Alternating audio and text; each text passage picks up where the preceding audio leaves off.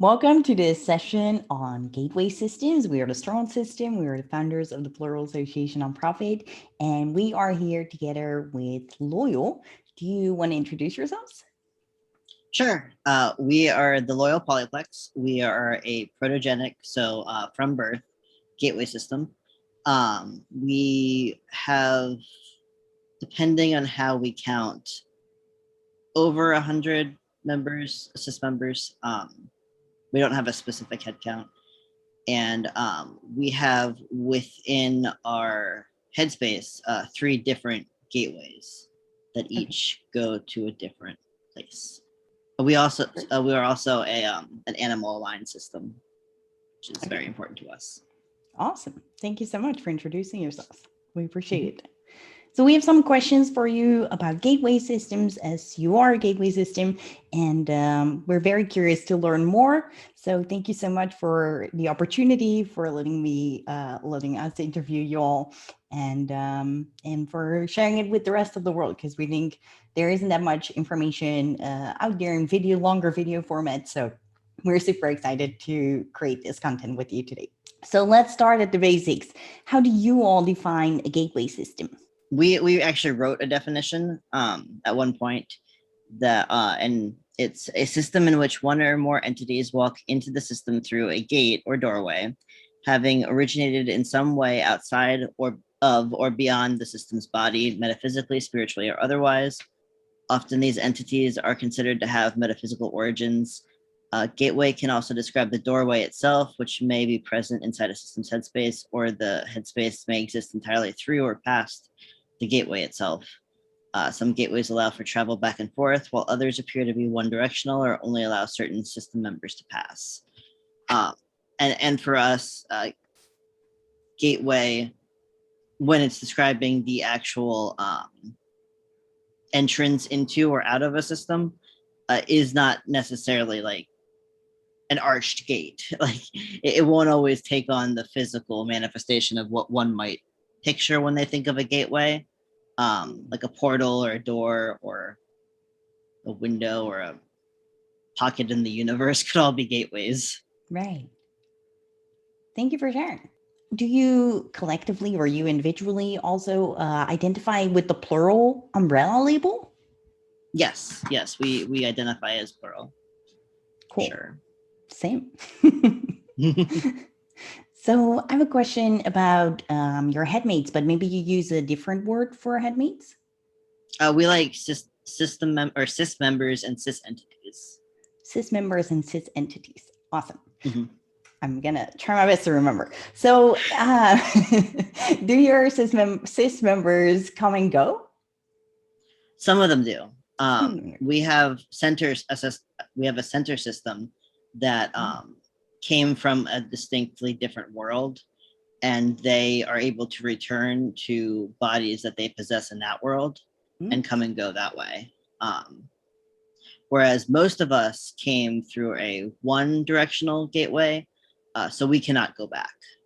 Right. Okay. Thanks.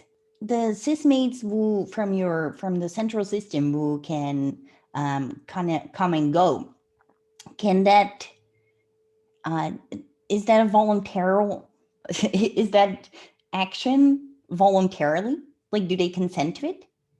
Yes. They always determine when they want to go and when they want to return. It's entirely a conscious decision that they make.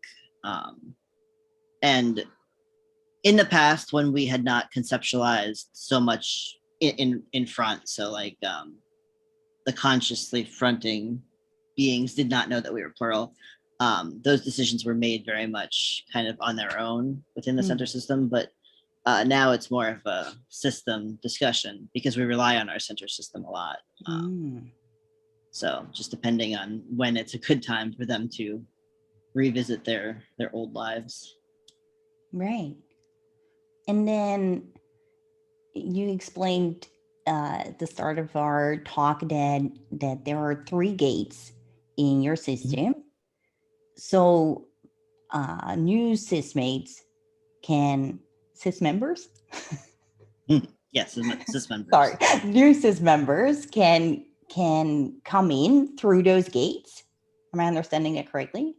Theoretically, yes, although they're currently all closed.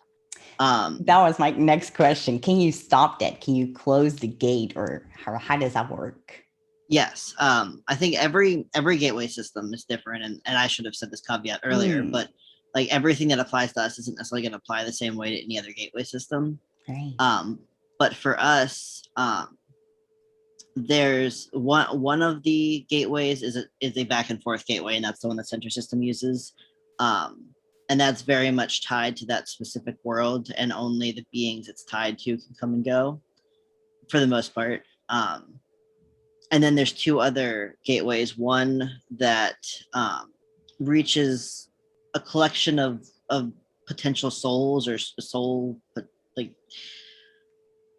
beings that would maybe want to come and inhabit a body. And we at times when we have when it's been time to have new sys members join us, we've gone to that gateway and basically requested who the like three beings, usually it's three at a time, three beings who would like to come over, and then they consent to coming and they join us.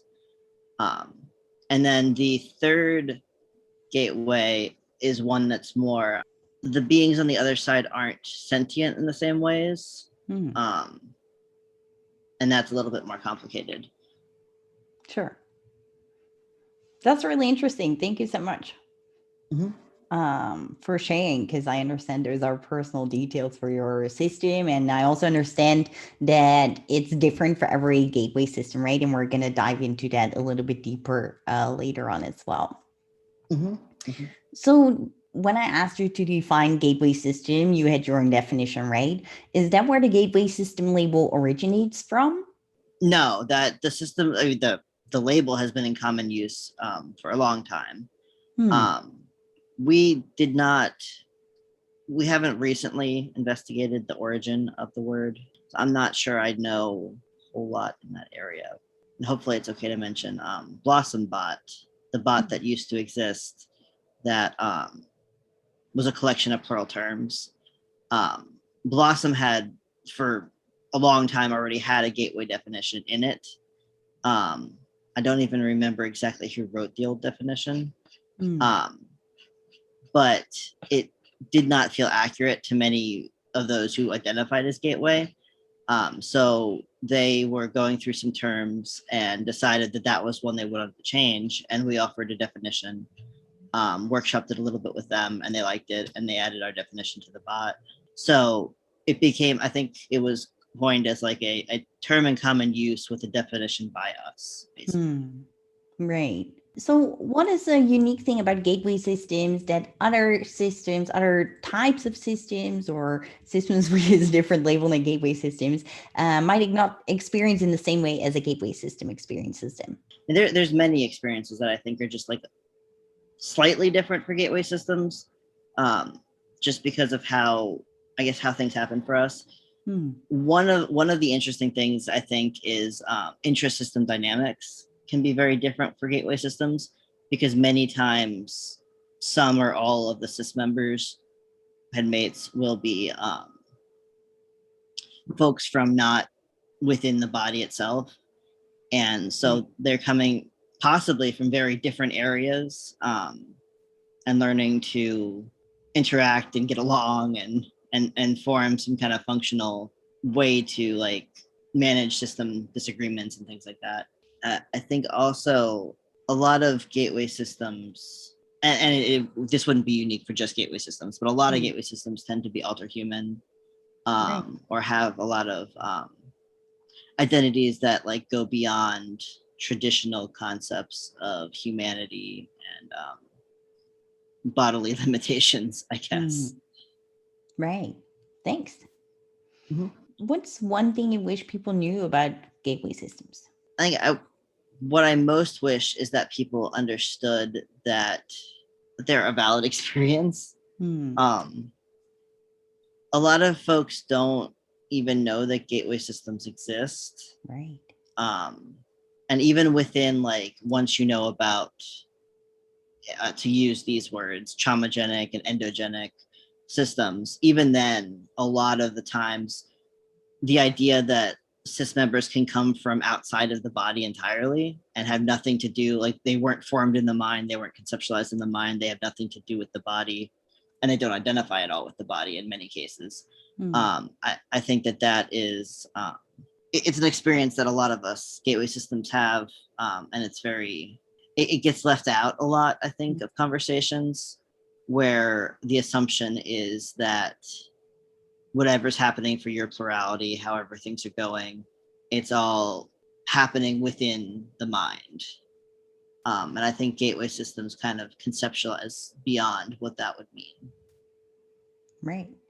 What's one thing that most people seem to misunderstand about being gateway systems, or about gateway systems without being a gateway system?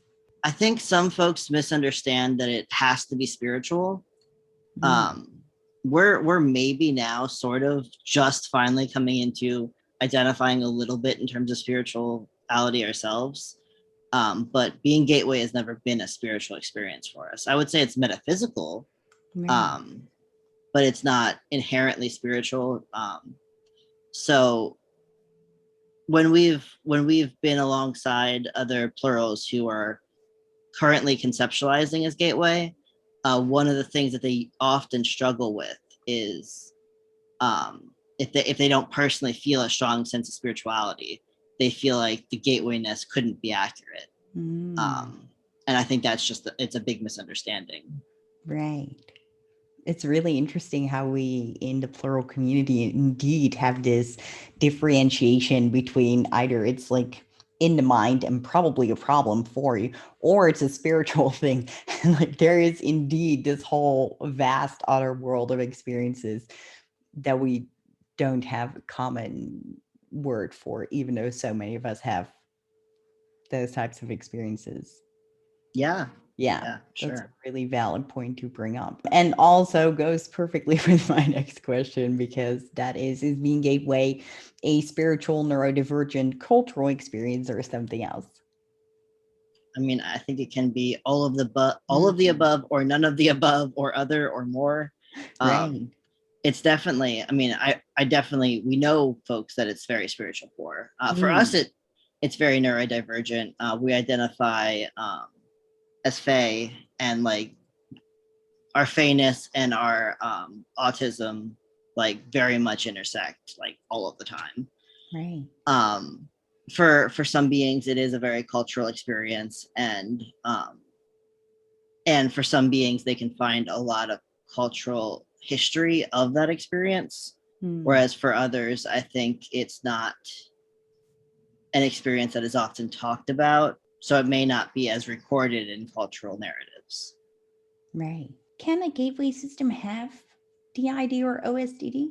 Being that I am not, I mean, we are not a clinician able to diagnose, and right, sure. I just but yeah, possible that yeah, you are both. But given that we do actually have, like, we have schooling in the mental health field, and like just based on the reading of the DSM, a gateway system could totally meet every criteria for DID or OSDD. Right. Whether they would want that term applied to them, that is something else entirely. But nothing precludes a gateway system from meeting those criteria. Right. It would happen very often. Yeah.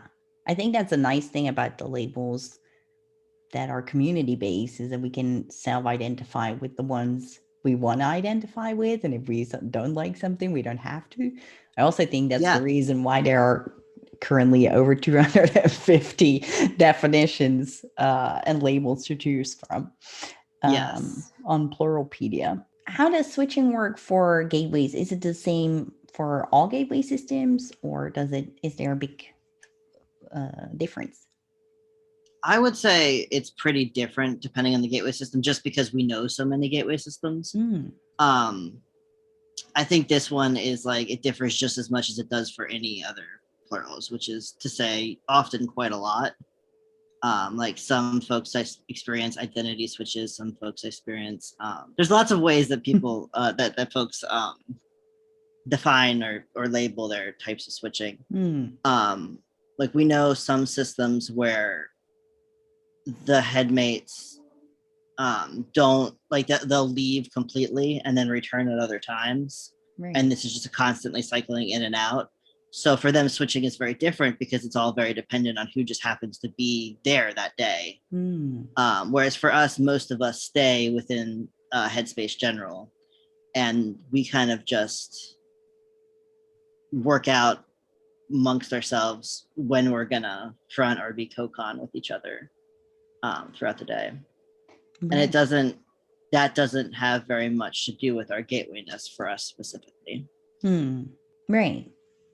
That makes sense. What is gateway system community terminology that you wish to share with us today? Is there like a specific word that people use within the gateway system that the rest of the plural community might not even be aware of exists? We thought of two terms for this that aren't necessarily like, they're not tied to gateway. You can be these terms and not be gateway, but they often come up very often. One we mentioned earlier is protogenic. So a lot of gateway systems identify as protogenic, not all, but a lot, which means you've been plural since birth. Right. So like from the very, very beginning, there was always that gateway in your system, or there was always that potential of gatewayness inherent within you. For us, the center system came over to this body at the moment of birth, and so that's just how things have been. And then the other one is Dreamway. Dreamway is not the same as Gateway, but it seems like there's a lot of overlap between folks that are both Dreamways and Gateways. And a Dreamway, I don't know if we have a good cohesive definition, but it's basically a system that often acquires headmates through dreams, also can kind of travel to other worlds within dreams and experience other realities that way. Interesting. Thank you. So how does someone become a gateway system versus any other type of plurality? I don't know if I know how one becomes a gateway system. Me neither. I would assume there are ways, like, but I don't know. But what I do think is true is that like being a gateway system versus other types of plurality, like some of the big differences would be just headmates not originating in the body or in the mind in any discernible fashion. Right. And especially if headmates have come from beyond somehow, they came from some kind of outside in. That means that they went through some kind of gateway, whatever you want to call it, to get there. Right. And a lot of gateway systems do, as we said, have protogenic origins. So a lot of them have we have a lot of lore within our system of how we became gateway and what it means for us. And I think a lot of gateways, again, even though it's not necessarily a spiritual experience, a lot of gateways do have a lot of internal meaning about what it means to be gateway. Right. We might not be exactly able to pinpoint why someone becomes one system type versus another system type, right? But could someone become a gateway system if they want to, either if they are already plural or if they are currently singlet? Honestly, we do not know. We would think that it would be possible. I don't really. Very few things seem entirely right? outside the realm of possibility, and just knowing what we know about how some gateway systems become even more gateway than they used to be sometimes. I think it's very, very potentially possible that a non-gateway plural or even a singlet could access gatewayness at some point. Right. Since we're talking about singlets, let me ask this question now. Is there a similar experience for singlets, like maybe astral traveling or something like that? I would say astral traveling is at least similar. Also, I think some singlets are able to have a dreamway experience without being distinctly plural, and that would be similar. We have known at least one being that identified as a singlet who was gateway. because there was the capacity for the being that originated in the body to also to be gone from the body completely, and there to be no one there, which that seems like a singlet gateway experience more than I could ever think of how to describe one. I don't know if that makes sense, but Sure. That's me. So you mentioned it a little bit before, but my question is, what types of gates are there? Is it portals or doors, or is there any limit to what can be the gate in a gateway system? no, I really don't think there's a limit. I think that like in the fiction of this world, how there's like closets you could go through, or you can Right. walk through walls sometimes, or there's a portal, or there's a door, or an actual arched gateway, or a hole in the universe that you walk through. Like there's so many different types of ways to kind of open something and go through it. And I think that for a gateway system, it's it's limitless how many different ways like a gateway could look inside the system. And even whether or not the gateway is always ever present in the system, I think is probably very different. And I know some gateways that more so experience anytime they're in headspace, that is like as if they are through their gate. Whereas others experience that their headspace is still within the body in some way, and that their gates go other places. Outside of the body, you mean then? Or like Yeah. other places inside there? No, other places like Okay. other worlds, other Right. realities. So it sounds to me like the gateway experience that you experience, but also what you're explaining about other gateway systems, is that it isn't so much a choice. It's not like you actively thought like, let me create a gate and then collect headmates that way. No, I'm not gonna say it's without possibility, but we've never met a gateway system that did that. Right. That has that experience where they Me chose neither. to be gateway. But I think some people might think that's how it works. So that's why I want to ask the question. Yeah, that makes sense. So another question we have is, does the word gatekeeper have anything to do with being a gateway system? I love that. I love this question because words are great and they have many meanings. Hmm. I think for many plurals, gatekeeper means the headmate that is most able to facilitate switching between who's fronting. Right. That's a very common way that gatekeeper is used. But at the same time, we personally identify as having one gatekeeper for each of our three gates. And Right. and they don't do anything with front switching. They're completely just the one that opens the gate and lets people through. So Right. words have many meanings. That's really interesting. But those kind of gatekeepers who gatekeep the gates don't have a specific name, or is like there's no specific label for those kind of gatekeepers? Not one that's community wide that I know of. Interesting. It's very funny to me because we have so many definitions, and then this feels like something so specific that in my opinion, it would deserve its own label. Yeah. I mean, I'm sure there is terminology out there. I just don't think it's very widespread. Right. And also there, for as many gateway systems as we know personally and have known, we still have yet to find very many spaces that are specific to gateways. So like there isn't a lot of space where we like congregate together and talk about our terminology, which would be awesome. I would love to do that. Yeah. Maybe inside the Plural Association community. Yeah. Nice.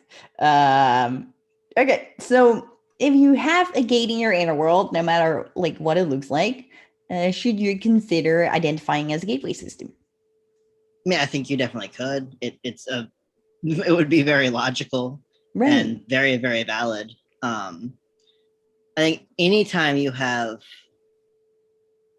sys members that the sys member themselves or the whole system or whoever conceptualizes as not having originated within the body or the mind, or from the mind doing things that help create the sys member, like that.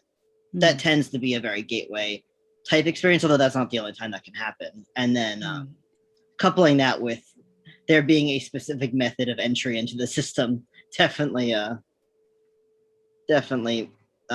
suggests gateway as a term that you could use if you wanted to.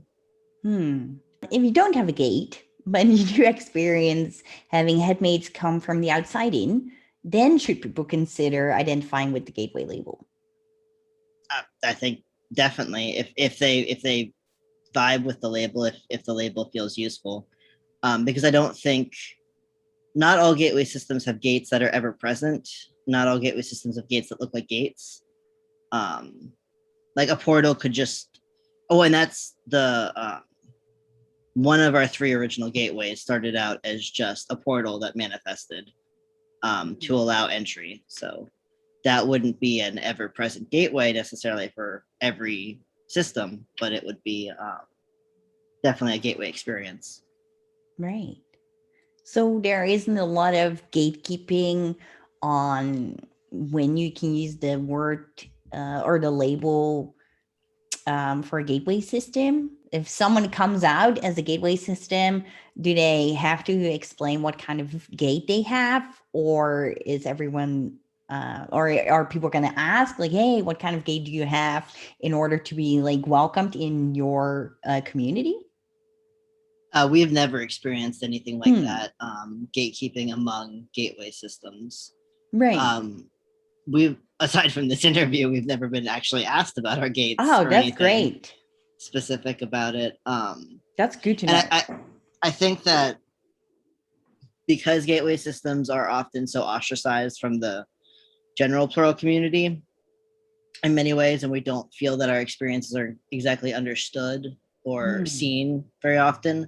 I think that, I mean, obviously I'm sure there's exceptions, but for the most part, I think we tend to be very accepting and open, and like there's an understanding that if the label feels right for you, then that's enough. Right. That's awesome. Love to hear that. Thank you. What's one thing you wish people would take away from this video? I think kind of what we just said, mainly that gateway is a term that exists, that if you feel like you vibe with it, if it seems like something that could describe your experiences either for parts of the system or for the whole system, like it's totally valid to explore it. It's totally valid to be curious, look into it, and there's no one that we know of should be, and to our knowledge is trying to limit anyone from using these labels. So it's so encouraged to explore these terms for selves, and it's awesome to just be open to conceptualizing in whatever way feels best and fits your internal reality, I guess. Yeah. I mean, you know your own experience best. For sure. Love that. Thank you so much. I really appreciate the time you took and for sharing so many details about your own system and how things work for you. Thank you for being vulnerable and for sharing your story so that we can inform and empower others. Thank you. This was great. Awesome. Have a great conference. You too. Bye.